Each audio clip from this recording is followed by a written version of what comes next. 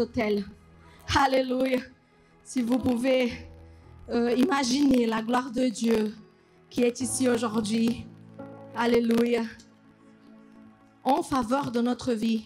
Elle est là à cause de nous. Le Saint-Esprit il est venu à cause de toi. Alléluia. Béni soit le nom du Seigneur. Alléluia. Je vais partager une parole avec vous.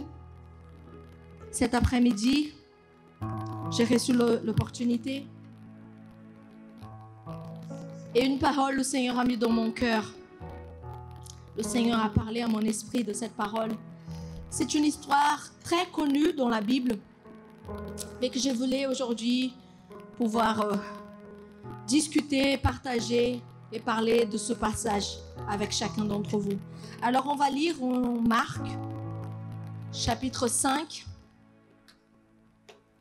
Nous allons lire quelques versets. C'est peut-être une histoire que vous avez déjà entendue plusieurs fois, mais on sait très bien que la parole de Dieu, elle se révèle à chaque fois d'une façon différente.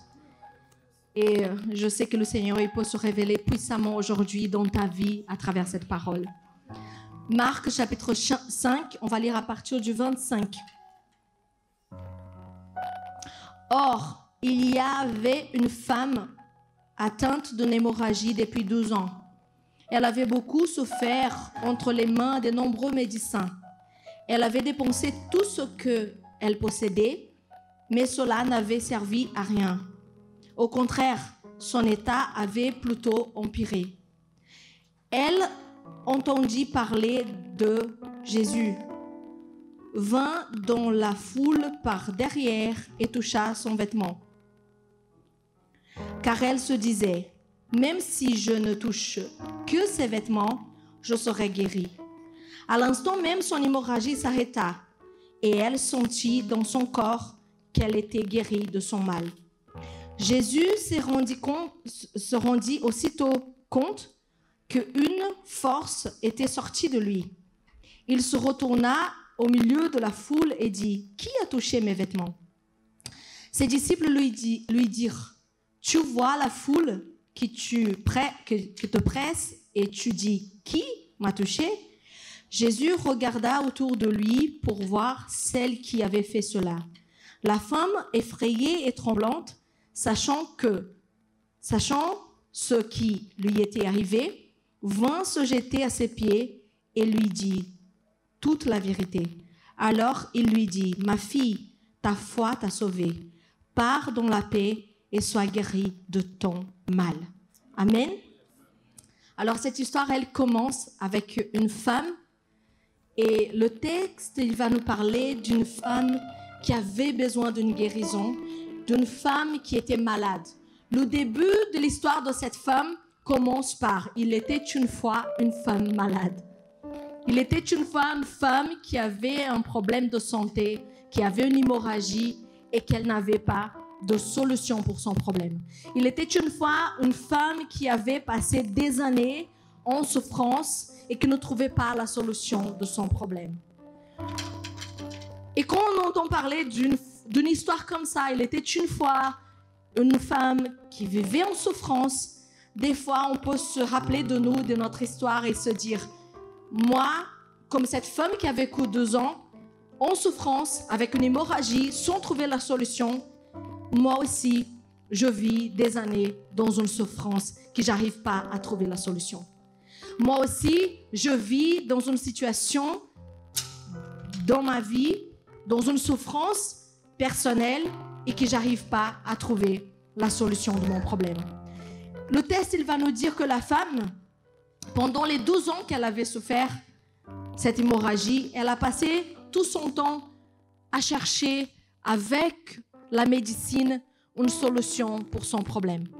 Elle passait du temps à chercher entre les médecins, entre les examens, avec tout ce que la nature, le naturel pourrait lui donner. Elle a tout essayé. Elle avait tout essayé de naturel. Elle avait tout essayé de commun. Elle est partie voir un médecin. Elle a dépensé son argent pour trouver une solution pour son problème. Imagine 12 ans en souffrant et en cherchant la solution d'un problème. Et quand on entend parler qu'elle avait dépensé son argent, qu'elle avait cherché les médecins et qu'elle n'avait pas trouvé une solution, le texte, il va nous dire que, au contraire, son problème, il était devenu encore pire qu'au départ. Quand on fait une comparaison avec notre vie ici, on peut imaginer que des fois, nous sommes dans des circonstances dans notre vie, on a des problèmes dans notre vie, on a des situations dans notre vie que nous essayons de trouver des façons naturelles pour les résoudre. Comme cette femme, elle cherchait les façons naturelles pour résoudre un problème. Elle cherchait les choses... comment je peux expliquer? Elle a cherché tout ce qui était autour d'elle. Tout ce qui était accessible à elle, tout ce qui était possible à elle de faire, elle a cherché. Et combien de fois nous, on fait pareil? Combien de fois avec nos problèmes, des situations qu'on a, on passe dans tous les... C'est comme si on avait un mot de tête et notre premier réflexe, c'était de prendre un Doliprane. Ce n'est pas un réflexe de prier. Ce n'est pas un reflet de demander à Dieu, Seigneur, guéris mon mot de tête. Non, d'abord, je vais prendre un Doliprane. Si ça ne marche pas, après, je vais prier. Et des fois, on fait comme ça avec nos problèmes. Vous m'entendez? Des fois, on fait comme ça avec nos problèmes. On fait d'abord à notre façon, on fait d'abord à notre manière, et puis on laisse Dieu par la dernière option. Dieu, il vient toute aux dernière option. Si jamais tout ce que j'essaye ne marche pas, je vais prier. Est-ce que ça, c'est correct? Non. Des fois, mais ça c'est automatique dans notre vie. Moi je vais essayer d'abord de faire à ma façon. Je vais essayer d'abord de faire comme je le sens. Je vais essayer d'abord de faire comme je le pense. Et cette femme, elle a essayé ça. Et elle a gaspillé tout ce qu'elle avait. Et combien de force on gaspille, nous, en essayant de chercher des solutions à nos problèmes? Combien de l'argent on gaspille, nous, en essayant de trouver des solutions pour notre problème? Peut-être que nous avons des problèmes dans notre famille, peut-être qu'on a des problèmes financiers, peut-être qu'on a des problèmes de santé, peut-être il y a tellement, la liste est tellement grande de problèmes.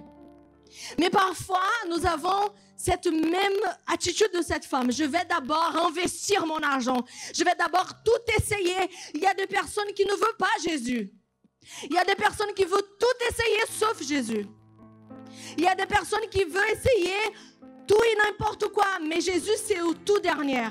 Et je ne parle pas seulement des gens qui sont en dehors de l'église, mais les gens qui sont encore à l'église. Les gens qui viennent tous les dimanches. Les gens qui écoutent la parole de Dieu.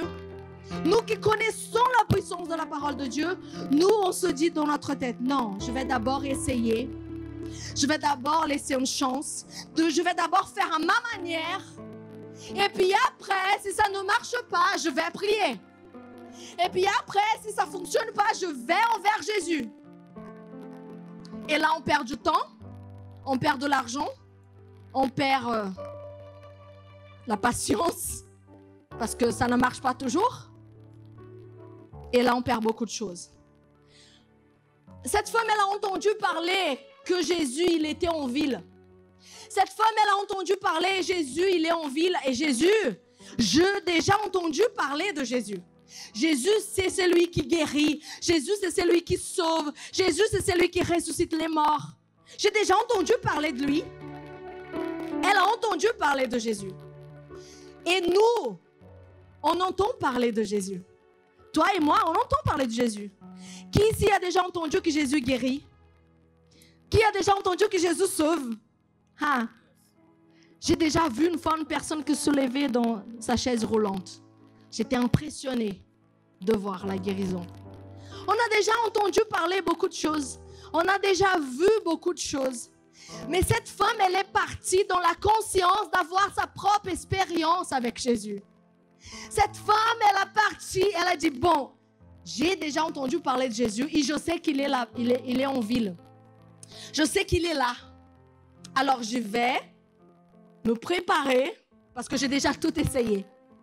Je vais me préparer parce que j'ai déjà fait tout ce que je pouvais. Et je vais y aller à son rencontre. Voilà ici une deuxième chose que cette femme a fait. que c'est très, très important pour nous aujourd'hui.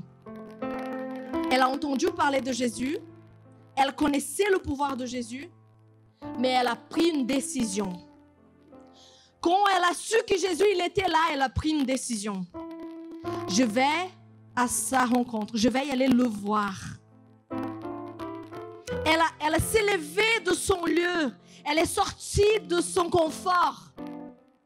Déjà parce qu'elle n'était pas trop en confort, parce qu'elle était malade.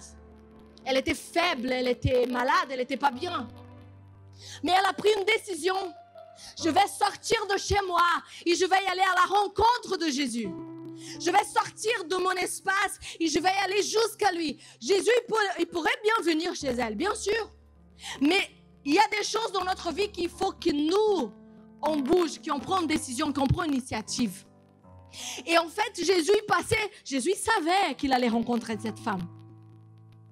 Il passait exprès dans cette ville. Il allait plus lentement dans cette ville parce qu'il savait qu'est-ce qui allait se passer. Donc Jésus attend de chacun de nous, c'est la même attitude. Il attend de nous la même attitude. C'est quoi? C'est de me positionner, de sortir de mon confort, de sortir de mon espace et aller envers Jésus. De sortir de mon lieu réservé et aller envers Jésus. C'est ça qu'il attend de nous. C'est pourquoi qu'on vient ici tous les dimanches. C'est pourquoi qu'on se réunit à l'église tous les dimanches. Parce que peut-être chez nous, c'est pas confortable. C'est pas confortable chez vous? Vous n'avez pas un beau canapé chez vous? C'est bien chez nous. Moi, j'aime bien être chez moi. Dans mon canapé. Mais j'ai pris une décision dans mon esprit. Je vais sortir de mon confort.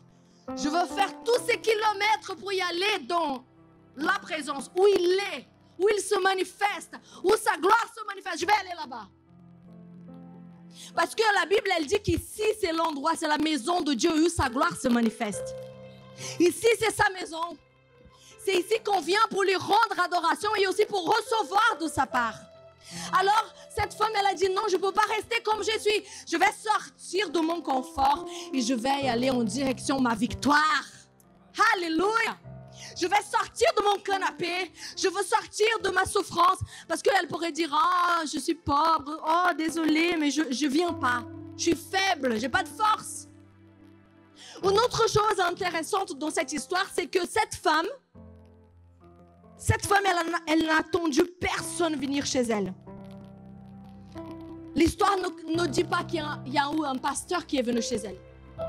L'histoire ne raconte pas qu'il y a un ministre de la parole de Dieu qui est venu chez elle. L'histoire ne raconte pas qu'il y a un prédicateur ou un guérisseur ou qui que ce soit qui est venu dans sa porte. C'est elle qui a pris une décision d'aller en direction de sa victoire. Et c'est ça un grand problème de l'Église aujourd'hui, c'est que plusieurs fois on attend dans le confort de notre canapé que tout se bouge autour de nous et que tout se mouvemente à notre faveur. Plusieurs fois, vous m'écoutez? Amen?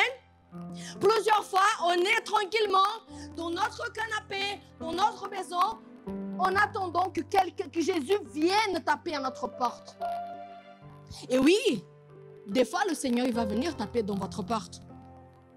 Quand sa miséricorde est grande comme ça, il dit, bon, je vais aller te chercher.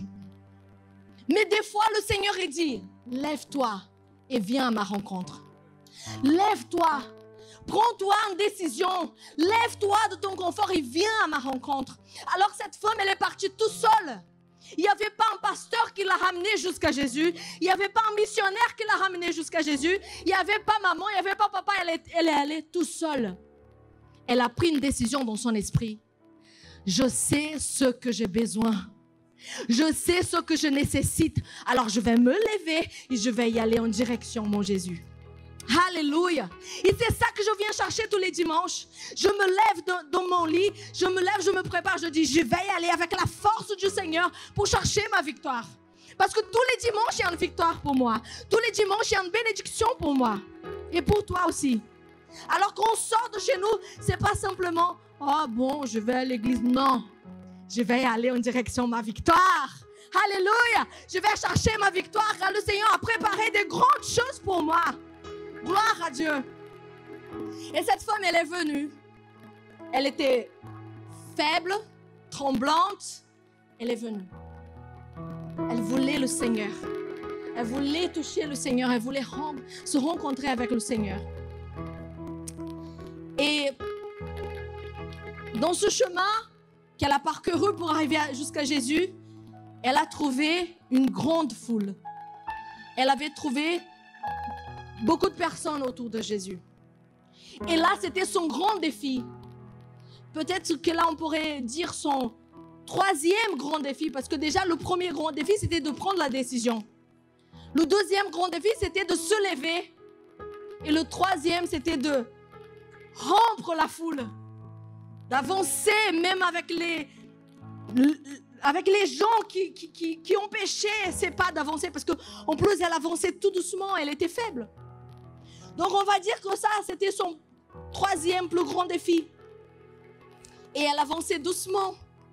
J'imagine qu'elle a pris quelques heures pour arriver. Avec un soleil très fort, avec la chaleur. En plus, elle ne pouvait pas se montrer. Parce qu'une personne malade à l'époque ne pouvait pas se montrer. Elle devait se cacher. Donc, elle est venue en cachette pour ne pas se faire remarquer. Mais il y avait quelque chose de merveilleux dans cette femme. Elle avait un cœur rempli de foi. Alléluia. Elle est venue cachée, elle est venue faible, tremblante, mais remplie de foi. Alléluia. Et elle marchait doucement. Et elle marchait doucement. Et elle s'approchait de Jésus. Il y a encore une leçon qu'on apprend avec cette femme. À chaque fois qu'on va avoir envie de s'approcher de Jésus, il va y avoir des obstacles. À chaque fois qu'on aura envie, parce que au tout départ, c'est la décision. La première chose, je décide. Je veux Jésus. J'ai besoin de Jésus. J'ai envie de Jésus. C'est la première décision. À partir de cette décision, il y aura des obstacles pour nous empêcher de s'approcher de lui. Et cette femme, elle a trouvé ces obstacles. Et nous, la plusieurs fois, dans le monde moderne qu'on vit, les obstacles, ça peut être beaucoup de choses. Ça peut être le travail, ça peut être le stress, ça peut être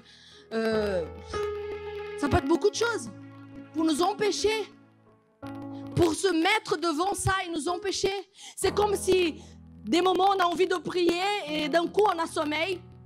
On a envie de lire la Bible et d'un coup on n'arrive à rien lire, on n'arrive à rien voir. On a envie d'écouter un louange et il y a le voisin qui met la musique à fond. C'est des obstacles qui arrivent. Et on se dit, mais pourquoi j'arrive pas à avancer dans ma vie spirituelle? Pourquoi j'arrive pas à avancer envers Jésus? Des fois, on se dit, Seigneur, je voulais être tellement plus proche de toi. Je voulais tellement être plus sensible à toi. On vient de chanter que nous soyons plus sensibles à ta présence. Des fois, on se dit, Seigneur, je voulais tellement être plus sensible à toi, plus près de toi, Seigneur. Et c'est là qu'on trouve les obstacles. Et c'est là qu'on trouve les barrières qui nous empêchent. Des fois, un ami, des fois, une influence, des fois, un problème, des fois, un travail, des fois, quelque chose qu'on n'a pas résolu derrière qui nous empêche.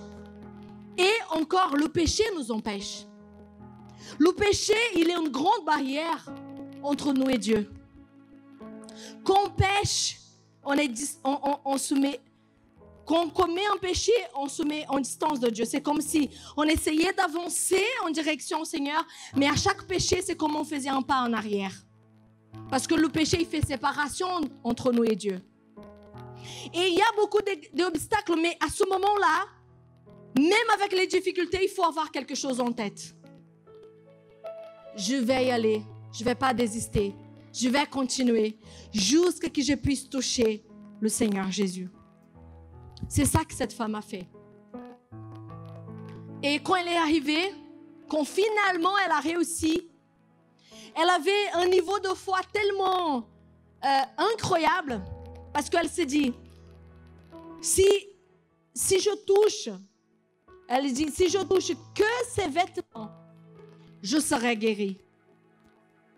Elle n'a pas dit, si je m'approche de lui qui prie pour moi, Si je m'approche de lui, qu'il met la main sur ma tête.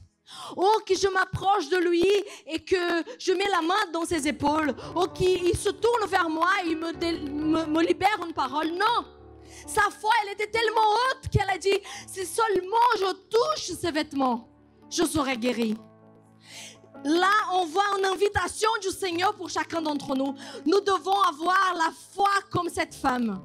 Nous avons une foi de ce niveau-là. Une foi qu'on sait que si Jésus est là, je peux toutes les choses. Si Jésus est là, si je touche seulement ses vêtements, je serai guérie. Si Jésus est là et qu'il me lance une parole, je serai transformée. C'est un niveau de foi puissant. Et je vous pose la question, c'est quoi votre niveau de foi aujourd'hui?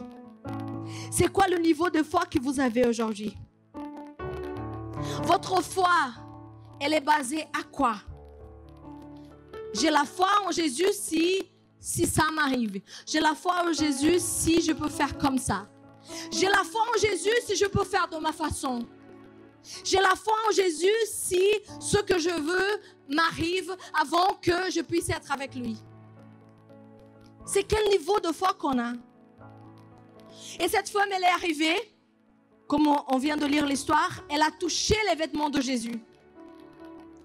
Et à ce moment-là qu'elle a touché, la Bible, elle va nous dire que immédiatement, elle était guérie. À l'instant même, son hémorragie s'arrêta. Elle a touché un bout de tissu. Mais ce n'est pas un bout de tissu de Maya. Ce n'est pas un bout de tissu du pasteur. C'est un bout de tissu de Jésus. C'est Jésus qui était dedans, ce vêtement. Et elle avait touché avec foi. Et vous pouvez voir que la réaction de Jésus, ça révèle quelque chose de très intéressant de cette femme. Jésus, il tourne comme ça, il dit, ah, quelqu'un m'a touché. Comme s'il ne savait rien. Quelqu'un m'a touché. Et ses disciples lui disent, mais oui Seigneur, il y a du monde autour de toi. Tout le monde te touche, tout le monde tu bascules comme ça, à droite et à gauche. On est nombreux, c'est normal. Jésus dit non. Quelqu'un m'a touché avec foi. Quelqu'un m'a touché avec foi. C'était différent. Ah, là, quelqu'un m'a touché différent. Et j'ai senti que la puissance est sortie de moi. J'ai senti qu'il y a quelque chose qui s'est passé là, tout de suite. Et ça nous fait penser qu'il y avait du monde autour de Jésus. Écoutez ça. Il y avait du monde autour de Jésus. Jésus, il était entouré. Il n'était pas tout seul.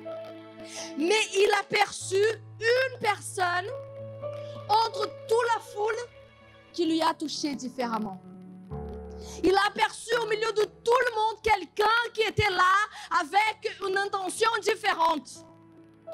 Il a aperçu au milieu de toutes ces personnes-là quelqu'un qui était là avec l'envie de lui. Et ça nous fait penser que beaucoup de fois, on peut être à côté de Jésus sans avoir envie de lui. Beaucoup de fois, on peut être dans l'église, dans la maison du Seigneur, sans avoir l'expérience personnelle avec lui. Que beaucoup de fois, parce qu'il était entouré, les gens le touchaient, ils étaient nombreux. Mais il a dit non, je sais qu'on est nombreux. Je sais qu'il y a du monde qui me touche, mais il y a quelqu'un ici. Il y a quelqu'un ici que je remarquais. Il y a quelqu'un ici qui adorait différemment. Il y a quelqu'un ici qui a cru différemment. Il y a quelqu'un ici qui a la foi différente des autres. Cette personne, elle n'est pas là par hasard. Elle n'est pas là parce qu'elle est obligée d'être là tous les dimanches. Non, elle est là parce qu'elle a la foi. Et elle a décidé de venir chercher quelque chose. Alors, mes bien-aimés, je viens d'ouvrir une grande fenêtre ici pour nous. Réfléchissez avec moi dans ce message. Ça ne sert à rien d'être à côté de Jésus sans avoir des expériences avec Jésus. Ça ne sert à rien de connaître qui est Jésus, qu'est-ce qu'il fait, son œuvre, si moi je n'ai pas ma propre expérience avec lui. Si moi je suis avec Jésus, si je fais partie de la foule, ça ne me change rien dans la vie. La foule, elle était là tout le temps. Jésus est allé à gauche, la foule était. À droite, la foule était. Mais il y avait une femme dans cette histoire qui a changé sa vie. Elle ne voulait pas se comparer à la foule. Elle voulait être quelqu'un qui allait avoir sa propre expérience avec Jésus. Alléluia. Et quand j'ai entendu ça, je dis, Jésus, je suis cette femme. Ah Seigneur, c'est moi cette femme. J'ai envie d'avoir ma propre expérience avec toi. Je vais arrêter, Seigneur, de gaspiller mon temps, mes énergies, mon argent, à chercher des solutions dans les choses qui ne peuvent pas m'aider. Mes frères et sœurs, arrêtez de chercher des solutions dans des choses qui ne peuvent pas résoudre ton problème. Il y a Jésus, la solution du problème. Fais vite, prends tout ça et viens vers Jésus. Arrête de perdre le temps, prends tout ça et viens ramener à Jésus. Ah, mais c'est trop, je suis partie trop loin, j'ai trop de péchés, c'est pas grave, prends tout ça et viens vers Jésus. N'importe ce que vous avez à ramener. Mais arrêtez de chercher à droite et à gauche. Arrêtez d'essayer de vous-même. C'est Jésus la solution. C'est Jésus la guérison pour votre vie, pour votre âme, pour votre esprit, pour votre famille, pour votre mariage. C'est Jésus la solution. Alors prends tout ça, fais un gros paquet et dis Seigneur, je viens Seigneur te donner tout ça. Parce que sinon on est en train de perdre notre temps. Sinon on est en train de perdre le temps de être où Jésus il est. Hein? Jésus est là, moi je suis aussi. Il va là-bas, moi je viens avec lui. Mais je n'ai pas de relation avec lui. Je n'ai pas d'expérience avec lui. Tout le monde a touché Jésus, mais il a vu quelqu'un qui l'a touché différemment. Alors, c'est qui cette personne? C'est qui cette personne qui touche Jésus différemment à chaque dimanche? À chaque dimanche à l'église, c'est qui? Vous et moi, nous sommes qui à chaque dimanche? Nous sommes partis de la foule ou nous sommes la femme qui cherche le Seigneur? Nous sommes partis de la grande foule qui se réunit tous les dimanches ou nous sommes les personnes qui ont envie de vivre une expérience avec lui? Alléluia! Moi, je n'ai pas envie d'être de la foule. Non. Moi, j'ai envie d'avoir mon expérience avec lui. J'ai envie de lui donner tout et dire, Seigneur, regarde ça. Même si c'est quelque chose qui tu as honte, même si c'est quelque chose même si c'est des péchés, même si c'est quelque chose de sale, c'est pas grave. Il dit, venez envers moi. Tous qui sont fatigués, tous qui sont chargés. Sors de votre zone de confort. Arrêtez de donner des excuses. Arrêtez de dire, ah non, mais je ne vais pas venir avec ça pour montrer à Jésus. Ah non, mais ma vie est trop... Il y a trop de choses. Non, je ne vais pas donner ça à Jésus. Arrêtez de donner des excuses. Aujourd'hui, il te fait un appel. Ne tardez plus, c'est aujourd'hui. Viens comme vous êtes, il va vous donner la guérison, il va vous donner sa bénédiction. Le problème que nous avons dans notre vie, la grande partie des problèmes que nous avons, dans tous les domaines de notre vie, il y a une seule solution. Une seule solution. Et des fois, on n'a pas envie d'aller en direction à la solution pour éviter la fatigue des obstacles. Ah, ça va être trop fatigant traverser tous ces gens. Ah, ça va être trop fatigant me lever et aller à l'église. Ah, ça va être trop fatigant de demander de l'aide. Ça va être trop fatigant. Je vais rester comme je suis avec ma maladie, 12 ans, 15 ans, 20 ans. Je vais rester comme ça. Elle pourrait bien se dire, wow, vas-y, 12 ans déjà, je peux continuer comme ça. Et plusieurs fois, nous, on fait comme ça. Non, c'est trop dur d'arriver jusqu'à Jésus. C'est trop exposant d'arriver parce qu'elle a dû, elle est partie en cachette, mais au bout d'un moment, elle a dû se montrer. Elle a dû se montrer. Jésus a dit, c'est qui m'a touché? Elle ne voulait pas se montrer. Elle voulait faire ça vite fait et partir. Mais Jésus a dit, qui m'a touché? Donc elle était obligée de se montrer à ce moment-là. Mais attention, elle s'est montrée au moment de recevoir la bénédiction. C'est à ce moment-là que le Seigneur a permis, montre-toi, montre à tout le monde ce que j'ai fait dans ta vie. Dis à tout le monde ce que je viens de réaliser dans ta vie. Et je trouve très beau dans cette histoire que c'est à la fin de cette histoire, quand la dame, elle reçoit, parce qu'elle n'a pas son nom là, il n'y a pas son nom. La Bible dit une femme, il n'y a pas de nom. La Bible commence, l'histoire commence en disant une femme malade, comme je viens de vous dire, une femme qui souffrait, qui avait des douleurs, qui a souffert beaucoup de temps. C'est comme ça que la Bible commence l'histoire de cette femme. Mais l'histoire de cette femme ne se termine pas comme ça. Et c'est ça que c'est puissant. La rencontre avec Jésus, c'est merveilleux parce qu'il change notre nom, notre histoire, et il change tout. Alléluia. Et à la fin, quand cette femme, elle assume, quand elle a dit Jésus, c'est moi Seigneur, c'est moi qui t'a touché, c'est moi qui a touché tes vêtements. Et Jésus a dit, ah, ma fille, à partir de maintenant tu es ma fille, à partir de maintenant tu es mon enfant.